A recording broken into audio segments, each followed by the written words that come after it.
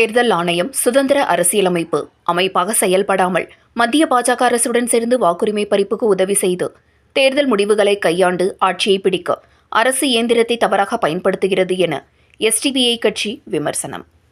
கோவை குனியமுத்தூர் பகுதியில் உள்ள தனியார் விடுதியில் எஸ்டிபிஐ கட்சியின் தேசிய செயற்குழு கூட்டம் டிசம்பர் 17 மற்றும் 18ஆம் தேதி நடைபெற்றது. இக்கூட்டத்தில் நாட்டின் தற்போதைய அரசியல் நிலவரங்களை ஆய்வு செய்து ஜனநாயகம், அரசியலமைப்பு, ஆட்சி மற்றும் குடிமக்கள் உரிமைகளுக்கு கடும் அச்சுறுத்தலாக உள்ள பிரச்சினைகள் பற்றி ஆழமாக விவாதிக்கப்பட்டது. அதனைத் தொடர்ந்து செய்தியாளர்களை சந்தித்து பேசிய எஸ்டிபிஐ கட்சியின் தேசிய துணைத் தலைவர் ஷஃபீக் அகமது கூறியதாவது: பல மாநிலங்களில் உண்மையான வாக்காளர்களின் பெயர்களை வாக்காளர் பட்டியலிலிருந்து திட்டமிட்டு நீக்கும் முயற்சியாக உள்ள சிறப்பு தீவிர திருத்தப் பணியை எஸ்டிபிஐ கட்சியின் தேசிய செயற்குழு வன்மையாக கண்டிக்கிறது. தேர்தல் ஆணையம் சுதந்திர அரசியலமைப்பு அமைப்பாக செயல்படாமல் மத்திய பாஜக அரசுடன் சேர்ந்து பெருமளவிலான வாக்குரிமை பறிப்புக்கு உதவி செய்து தேர்தல் முடிவுகளை கையாண்டு ஆட்சியை பிடிக்க அரசு இயந்திரத்தை தவறாக பயன்படுத்துகிறது என்று எஸ்டிபிஐ கட்சி குற்றம் சாட்டியது. அதேபோல மகாத்மா காந்தி தேசிய ஊரக வேலைவாய்ப்பு உத்தரவாதத்தை திட்டத்தை Viksit Bharat guarantee for Rozgar and Ajeevika mission Gramin என மாற்றியமைத்ததை எஸ்டிபிஐ தேசிய செயற்குழு கண்டிக்கிறது.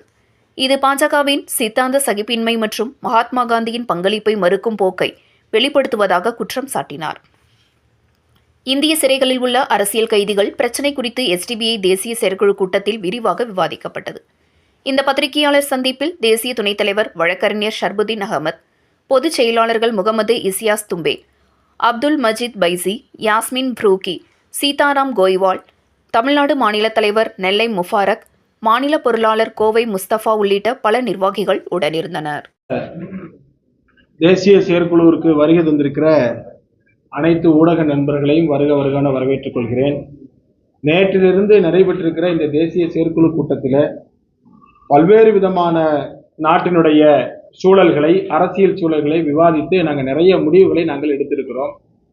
அதில் குறிப்பாக இந்த நாட்டில் நடைபெறுகிற ஒன்றிய அரசு செய்கிற அவருடைய திட்டங்கள், செயல்பாடுகள் எல்லாம் இந்த நாடு ஒரு ஆபத்தான ஒரு முன்னுதாரணத்தை நோக்கி சென்று கொண்டிருப்பதாக எங்களது தேசிய செயற்குழு கருதுகிறது.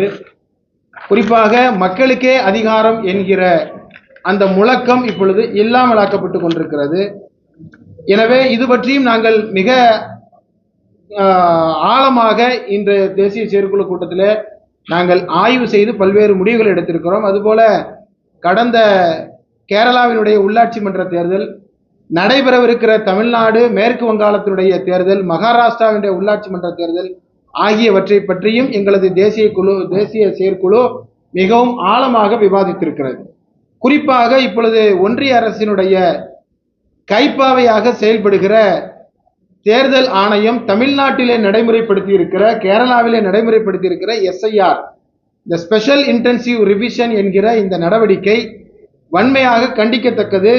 இந்த முயற்சியினை தேர்தல் ஆணையம் கைவிட வேண்டும் என்று சொல்லி இந்த தேசிய செயற்குழுவின் வாயிலாக நாங்கள் கேட்டுக்கொள்கிறோம்.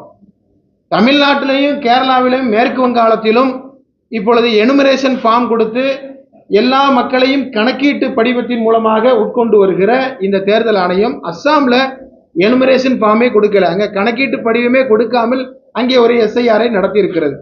எனவே இது ஒரு அப்பட்டமான பாஜக ஆளாத மாநிலங்களிலே புறவாசல் வழியாக அங்கே ஆட்சியை, அதிகாரத்தை பிடிக்கிற ஒரு நடவடிக்கையாக நாங்கள் இதனை கருதுகிறோம்.